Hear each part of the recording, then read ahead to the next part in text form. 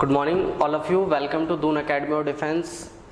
आज जो हम टॉपिक आपको स्टडी करवाने वाले हैं वो है प्रेसिडेंट। ओके, तो प्रेसिडेंट जो है एनडीए और एमएनएस दोनों ही एग्जाम में पूछा जाता है। ये पॉलिटी का एक टॉपिक होता है जिसमें हम डिफरेंट आर्टिकल्स पे भी ध्यान देते हैं, ठीक है ना। और कैंडिडेट्स को सबसे ज़्यादा डाउट ये रहता है कौन सा आर्टिकल कैसे हम रीड आउट कर पाएँ या उसको मेमोराइज रख पाएँ, ठीक है ना।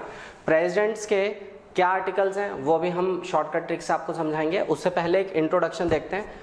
President is head of state of Republic of India, जो कि भारतीय संविधान में मेंशन है कि जो भारत के प्रथम व्यक्ति हैं जो हेड हैं वो कौन होंगे, राष्ट्रपति होंगे, ठीक। Next, president is the commander in chief of the armed forces. Bharat का जो भी सुरक्षा बल है, आर्म्ड फोर्सेस हैं, उनके हेड कमांडर इन चीफ राष्ट्रपति को ही माना जाता है। भारतीय संविधान के हिसाब से प्रेसिडेंट के लिए डिफरेंट आर्टिकल्स रखे गए हैं, आर्टिकल नंबर 52 से आर्टिकल नंबर 62 तक। इनका टोटल वैल्यू होगा 11 आर्टिकल्स, कुल मिला के 11 अनुच्छेद। अब 11 के 11 अनुच्छेद याद रखना थोड़ा सा टफ हो जाता है, उसके लिए एक शॉर्टकट ट्रिक हमने आपके लिए रखी है, वो देखते हैं। शॉर्टकट ट्रिक यहाँ पर देखिएगा, trick to learn article of the president, PPEM tack. देखिए यहाँ पर PPEM टैग क्या है, ऐसा मान लीजिए कि कोई कंपनी है, PPEM टैग में कोई पोस्ट खाली है।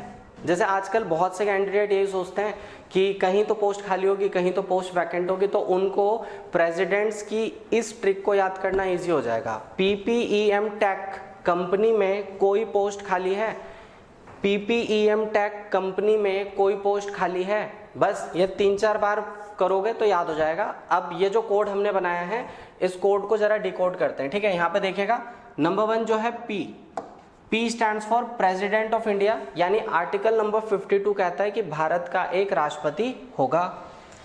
अनदर P का मतलब है पावर ऑफ द प्रेसिडेंट, राष्ट्रपति को दी गई क्षमताएं। क्या क्या क्षमताएं राष्ट्रपति में होती है, मेंशन है आर्टिकल नंबर 53। कार्यपालिका शक्ति, विधायी शक्तियां, इमरजेंसी पावर्स, वो सब राष्ट्रपति की शक्तियों को दर्शाता है अनुच्छेद 53। फिर आता है ई stands for election of the president, राष्ट्रपति के चुनाव को किस प्रकार किया जाता है। राष्ट्रपति का चुनाव जब भी लड़ा जाता है वो अप्रत्यक्ष चुनाव प्रणाली से होता है, इनडायरेक्ट इलेक्शन से होता है, आर्टिकल नंबर 54।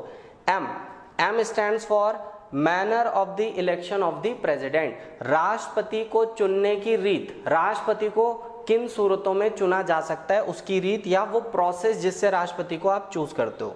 देन आता है टाइम पीरियड, आर्टिकल नंबर 56 कहता है कि राष्ट्रपति का कार्यकाल कितना होगा। जैसा कि आप सब जानते हो कि 5 इयर्स के लिए प्रेसिडेंट को अपॉइंट किया जाता है, ठीक है ना। तो टाइम पीरियड कितना होगा, 5 साल, मेंशन है आर्टिकल नंबर 56 में। अब आगे बढ़ते हैं, देखिए अगला कोड हमारे पास ई से शुरू होने वाला है, तो नेक्स्ट कोड देखते हैं हम। ई स्टैंड्स फॉर एलिजिबिलिटी, राष्ट्रपति के लिए क्या योग्यता होनी चाहिए, एलिजिबिलिटी क्या होनी चाहिए, ठीक। आर्टिकल 57 बताता है, आर्टिकल 58 बताता है क्वालिफिकेशन। अब देखिए एलिजिबिलिटी और क्वालिफिकेशन दोनों को समझा देते हैं कि ये होता क्या है। मान लीजिए आप भारत के नागरिक हो और आपकी एज 35 इयर्स हो चुकी है, तो यू आर एलिजिबल, आप एलिजिबल हो राष्ट्रपति के चुनाव के लिए, ठीक है ना। क्वालिफिकेशन यहाँ पर किस चीज़ की बात हो रही है वो समझ लेते हैं। आपके पास 3 मेन क्वालिफिकेशन होनी चाहिए। पहली क्वालिफिकेशन, आप भारत के नागरिक हो। दूसरी क्वालिफिकेशन, आप 35 वर्ष की आयु पूरी कर चुके हो और आप योग्यता रखते हो लोकसभा का सदस्य बनने की। दीज आर द क्वालिफिकेशंस, ठीक है ना। फिर आती है कंडीशन, शर्त क्या होती है कि कोई भी व्यक्ति ऐसा नहीं है कि राष्ट्रपति का चुनाव लड़ सकता है, उसके लिए कुछ खास कंडीशन होती है। कंडीशन ये होती है कि जो भी व्यक्ति राष्ट्रपति का चुनाव लड़ रहा है वो किसी भी प्रकार का लाभ पद धारण ना किया हो, यानी किसी भी प्रकार का ऑफिस ऑफ प्रॉफिट उसने होल्ड ना करो। उदाहरण के लिए मान लीजिए कि करंट में राष्ट्रपति रामनाथ कोविंद है, तो अगर रामनाथ कोविंद जी फिर से इलेक्शन लड़ना चाहते हैं, दोबारा से री इलेक्शन लड़ना चाहते हैं, तो उनको क्या करना होगा, अपनी करंट पोस्ट से इस्तीफा देना होगा, ठीक है ना। उसी प्रकार जैसे वाइस प्रेसिडेंट है वेंकैया नायडू, अगर वो राष्ट्रपति का चुनाव लड़ना चाहते हैं तो उनको भी अपनी पोस्ट से इस्तीफा देना होगा। कभी भी ऐसा नहीं होगा कि एक पर्सन अपनी पोस्ट को मेंटेन रखे और साथ ही साथ राष्ट्रपति का चुनाव भी लड़े, जो कि मेंशन नहीं है। यही शर्त होती है कि लाभ पद धारण ना करा हो, मेंशन इन आर्टिकल नंबर 59। फिर आता है ओथ एंड अफर्मेशन। जब भी नया राष्ट्रपति चुन लिया जाता है तो नया राष्ट्रपति क्या लेगा, शपथ लेगा और प्रतिज्ञान लेगा। नए राष्ट्रपति को शपथ दिलवाते हैं chief justice of the supreme court. Okay, इस टाइप के क्वेश्चंस बहुत आपको मिलेंगे। फिर आता है इम्पीचमेंट। आर्टिकल नंबर 61 बनाया गया है, यदि राष्ट्रपति अपना वर्क, अपना कार्य संविधान के हिसाब से नहीं कर रहा है या गैर संवैधानिक तरीके से कर रहा है तो संसद का पूरा अधिकार है कि राष्ट्रपति के खिलाफ महाभियोग पारित किया जा सकता है। और जब भी इम्पीचमेंट किया जा रहा होगा तो राष्ट्रपति को 14 डेज प्रायर इसका इन्फॉर्मेशन दिया जाएगा।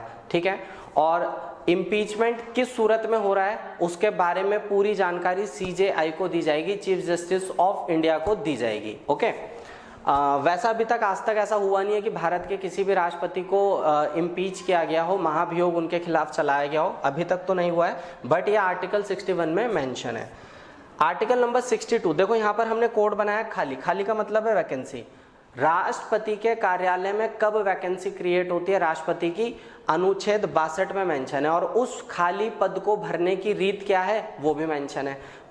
राष्ट्रपति का पद कुछ सूरतों में खाली हो सकता है, जैसे कि पहली सूरत है उनका कार्यकाल समाप्त हो रहा है, जैसे हर राष्ट्रपति 5 साल के लिए चुना जाता है तो 5 ईयर बाद वो कार्यकाल समाप्त हो जाएगा। दूसरी कंडीशन इसमें ये हो सकती है कि राष्ट्रपति स्वयं इस्तीफा दे दे, खुद रिजाइन कर दे।